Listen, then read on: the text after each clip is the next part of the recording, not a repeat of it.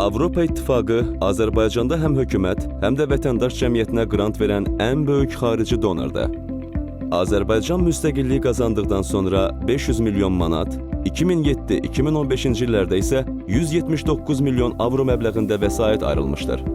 Avropa İttifaqının Azərbaycana yardım göstərməsi üçün istifadə etdiyi ən əsas vasitələr büdcə yardımı, twinning və vətəndaş cəmiyyəti təşkilatlarına verilən qrantlardır. Bu müddətdə Avropa İttifaqının göstərdiyi yardım ölkə iqtisadiyyatının inkişafına, institusional və tənzimləyici islahatların aparılmasına və onun demokratik qurumlarının möhkəmləndirilməsinə yönəlmişdir. Yardımın göstərildiyi 3 əsas sahə regionların və kənd yerlərinin inkişafı, ədliyyə islahatları və təhsildir.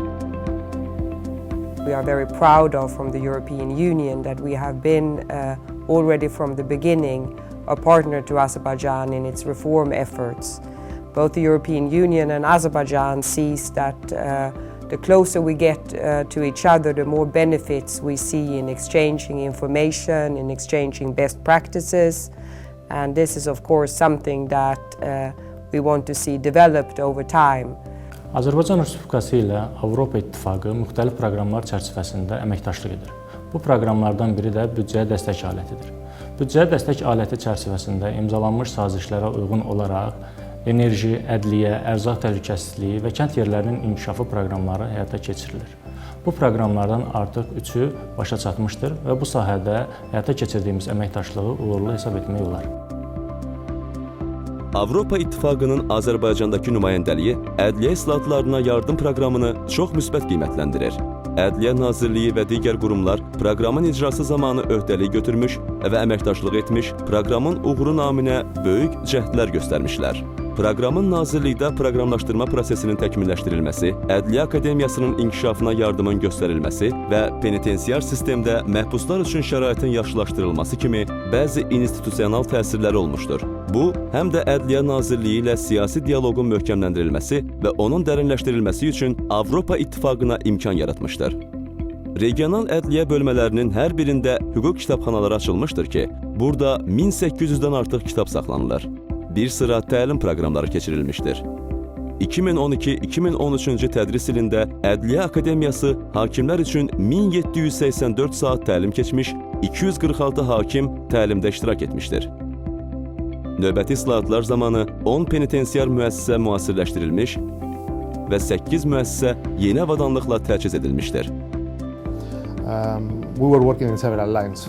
We were working in improving the programming inside of the ministry, in contributing to the development of the Academy of Justice, in the improvement of conditions of inmates in the penitentiary service, and in improving the relation between the central service of the ministry and the regional justice divisions.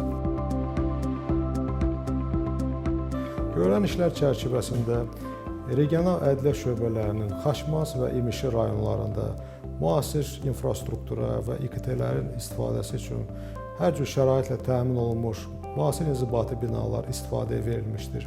Hüquqi maarifləndirmə sahəsində əhalinin məlumatlandırılması istiqamətində işlər aparılmışdır. Penitensiar infrastrukturun müasirləşdirilməsi istiqamətində vahid məlumat bazanın yaradılması, eyni zamanda Ədliyyə Nazirliyinin tibb sahəsində əhatə edən tədbirlər öz burada həyata keçirilmişdir. Bununla yanaşı Ədliyyə Akademiyasında təmənnasız hüquqi yardım xidməti göstərən hüquqi klinika öz fəaliyyətinə başlamışdır. Müasir elektron kitabxana yaradılmışdır, müvafiq server quraşdırılmışdır. But the most important effect, I would say, there has been allowing the European Union to consolidate and to deepen the policy dialogue with the Ministry of Justice. What is the EU Agriculture and Rural Development Support Programme all about? It is mainly about reforms on food security, food safety and also agricultural education. Məqsəd ərzaq təhlükəsizliyi, qida təhlükəsizliyi və baytar nəzarətini təmin etməklə kənd təsərrüfatı və kənd yerlərinin davamlı inkişafını təşviq etmək olmuşdur. Nəticədə bütün özəl və dövlətə məxsus elevatorlar, taxıl anbarları və dəyirmanlar qeydiyyata alınmışdır. 100 min ton gücündə olan bir dövlət elevatoru tikilmişdir. Gəncədə fəaliyyət göstərən Azərbaycan Dövlət Aqrar Universitetinin potensialını gücləndirmək üçün qoyulan şərtlərdən biri 2012-2013 və 2013-2014 tədris illərinin hər birində aqrar sahədə ən azı 10 tələbə və 10 müəllimi xarici oxumağa və təlimlərdə iştirak etməyə göndərmək olmuşdur. Mən Avropa İttifaqının Erasmus Mundus, Tempus və sairə proqramları çərçivəsində Avropanın bir çox ölkələrində, Yunanistan, Polşada təhsil almışam doktorantura pilləsi üzrə. Orada elmi tədqiqatlarla məşğul olmuşam. 2013-2014-cü illərdə Avropa İttifaqının Erasmus Mundus proqramı çərçivəsində Portuqaliyanın Minho Universitetində təhsil almaq şansını əldə etmişəm. Avropa İttifaqının layihələri çərçivəsində Almaniya, Belçika, Portuqaliya, Fransa, İtaliya ölkələrində təhsil və elmi tədqiqat seminarlarında iştirak etmişəm. Hal-hazırda orada aldığım bacarıq və bilikləri universitetimizdə tətbiq eləyirəm. 3 yeni topdan satış bazarı qurulmuş və fəaliyyətə başlamışdır. Ərzaq mallarının keyfiyyəti barədə aldadıcı məlumat və ya keyfiyyətin qüsurlu olmasına dair şikayətlərə baxılması sistemi qurulmuşdur. Məlumatlandırma kampaniyaları keçirilmiş, press relizlər verilmişdir. The main issue that we identified, the main problem, was that there are many different institutions and organizations involved in state control of food safety in Azerbaijan. This complexity and overlapping mandates in some areas and gaps in other areas, the whole system was not functioning correctly to operate in a modern global marketplace for food and agriculture products.